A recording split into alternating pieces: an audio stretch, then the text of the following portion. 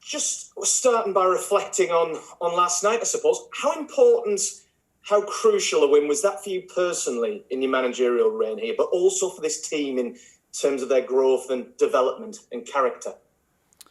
Well, I think it was really important for all of us because obviously it's a competition that opened a few doors for us in terms of having the possibility to win a trophy and qualify for Champions League.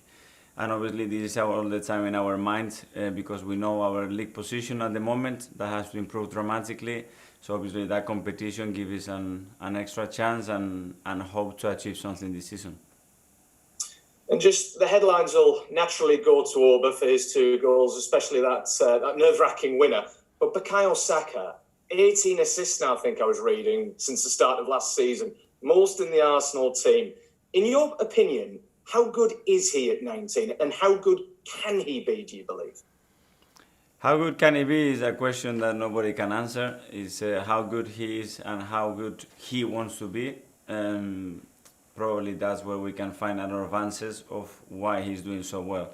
Because he's a boy that is constantly willing to learn, to get better, to work on the things that he can do better. And he's a very humble and hard-working one. And when that happens normally, and you have the talent that he has, things go well. And just on Oba, do you feel like, obviously after a difficult few weeks for him, a couple of months for him, do you feel like he's starting to reach boiling point again? He's starting to take those chances that you would expect him to? Yes, because he's getting into much better position. His rhythm during the games is much better with and without the ball. His movement. The week before when we played Benfica away, he had 3 big chances. And I'm not worried about missing them because I know that if he gets in those positions, he's going to be scoring consistently. So this is what he has to demand to himself. And if we have Oba at his best, obviously, as a team, we have a much better chance to be successful. And naturally, it's a pretty fast turnaround before Sunday's clash with Leicester. You mentioned fatigue might be an issue with the likes of Bukayo in particular. Are you tempted to make changes depending on the turnaround, or is it difficult to change a winning team? Let's see how we are feeling tomorrow. Today, obviously, the players are here. We are still in Greece. We have to travel back for a 4 hours flight. But fatigue is not going to be an excuse. We have to deal with that. We know that when you play European competition, you have to be able to perform every 3 days. And we're going to prepare the game for Leicester, just to play the same rhythm and intensity like we always do. No new knocks or no new injuries, though, from last night? No, we had some beats going on, but I don't know. I cannot tell you anything now because there are a few players still that are in contention for the game. And just finally from me, on Leicester themselves, obviously there were differing results for yourselves and for them last night in the Europa League. Still, how big a character test is this for you and your team ahead of what is still a very, very difficult clash in the Premier League? Yes, I think they've been really consistent in the league. I think they've done a lot of right things. I think there is not any luck or anything in how they have developed as a team. Obviously, they have a really good manager, a great coaching staff, and they have made a lot of good decisions in the last few seasons. They have built a way of playing that suits completely with the recruitment policy that they have, and with a bit of time, the quality that they had already in the team, with some young talents that they have recruited and experienced players that already have, I think they have a really good mixture. So I think they totally deserve the position they are in at the moment.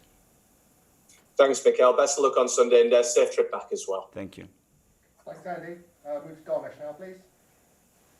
Hi, Mikel. Congratulations again for yesterday. Just picking up on that result, just on the win itself, but the manner of how you won. What do you think that will do for you, your players, and the club as a whole for the rest of the season? Well, hopefully for us and the players generate belief that we know in this competition we're going to go through difficult patches during a moment in a game or during a whole game or something unpredictable happens and you have to be able to react to it. All the winners in European competition have to have a magic moment, have to have a moment of luck, have to be able to overcome into a situation, and we did it last night, and in a convincing way as well, because I could see that the players were ready to fight and they never looked disappointed even after the way we conceded the second goal. So that gives me hope. It's a good experience to have together, that hopefully we can use it for the future in the next games. You mentioned magic moment there.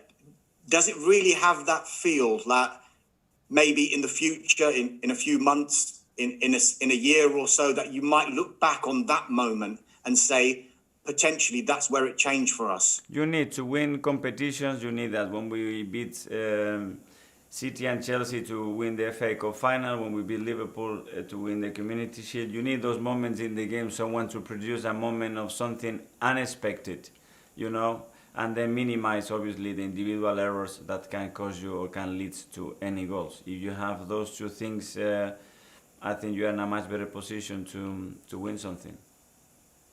Could you just elaborate a little bit more on Aubameyang?